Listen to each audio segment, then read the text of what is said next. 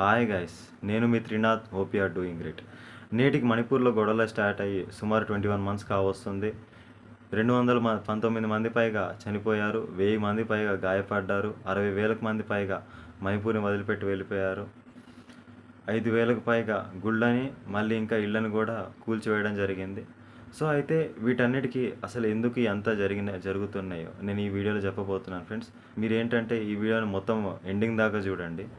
ఈ వీడియోని నచ్చితే మీరు లైక్ చేయండి, సబ్స్క్రైబ్ చేయండి. అయితే ఏంటంటే ఫ్రెండ్స్, ఈ మణిపూర్లో మేజర్గా 3 కమ్యూనిటీస్ ఉంటాయి ఫ్రెండ్స్. మేతీస్, నాగాస్ అండ్ కుకీస్. ఈ 3 కమ్యూనిటీస్ కూడా ఏంటంటే ఫ్రెండ్స్, అందులో మేతి కమ్యూనిటీ ఏదైతే ఉందో వీళ్ళు ఇంపెల్ వ్యాలీలో మేజర్గా ఉంటారు. అండ్ మిగతా ఈ 2 కమ్యూనిటీస్ నాగాస్ అండ్ కుకీస్ ఏవైతే ఉన్నాయో ఈ కమ్యూనిటీస్ అనేవి పక్కనున్న హిల్ ఏరియాస్లో మేజర్గా ఉంటారు. అయితే ఈ మేతి కమ్యూనిటీ ఏదైతే ఉందో వీళ్ళు జనరల్ కమ్యూనిటీ, వీళ్ళు హిందూయిజం ఫాలో అవుతారు.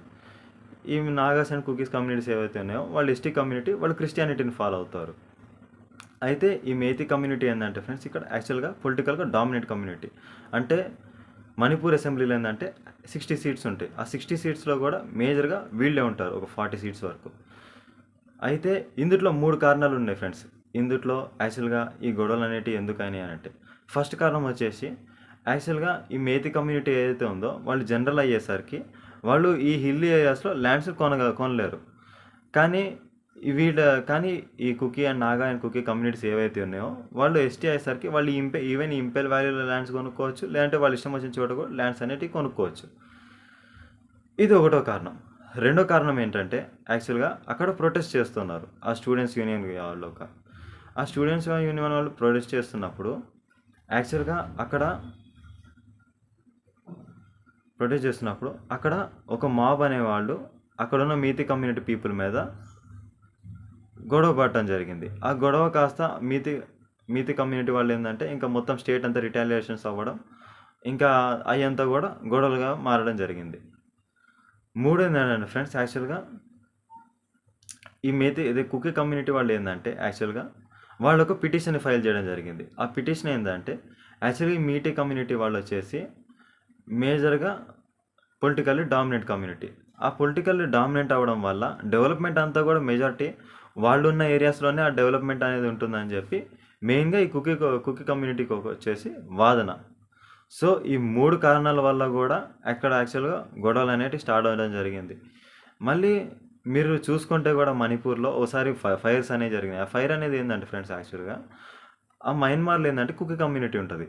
ఆ కుకీ కమ్యూనిటీ ఏంటంటే ఇక్కడున్న కుకీ కమ్యూనిటీతో కలుస్తున్నారు. ఎందుకంటే వాళ్ళ ట్రెడిషన్స్ అనేవి సిమిలర్ ఉంటాయి. వాళ్ళు వచ్చేసి ఇక్కడ ఇల్లీగల్గా వచ్చి వాళ్ళు ఇక్కడ ఉండడం, మళ్ళీ అక్కడున్న ఏరియాస్లో ఏంటంటే అక్కడ హీరోయిన్ అనే ఒక సంబంధించిన ఒక కల్టివేషన్ని చేయడము, అక్కడ మళ్ళీ ల్యాండ్ని ఎంకరేజ్మెంట్ చేసి వాళ్ళు అంటూ సొంతంగా ఒక ఊళ్ళని ఏర్పాటు చేసుకోవడం, ఇవంతా జరుగుతున్నాయి.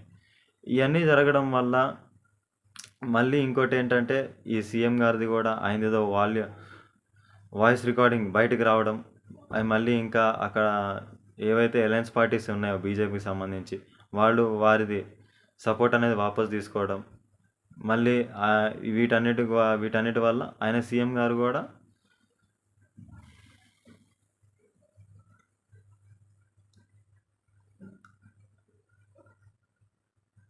రిజైన్ చేయడం జరిగింది. సో ఇదే ఫ్రెండ్స్, మణిపూర్లో మేజర్గా గొడవలు అనేవి ఎందుకు అవుతున్నాయి అనేది. మీకు కనుక నా కంటెంట్ కనుక నచ్చినట్టయితే నా ఛానల్కి లైక్ చేసి సబ్స్క్రైబ్ చేయండి. Thank you.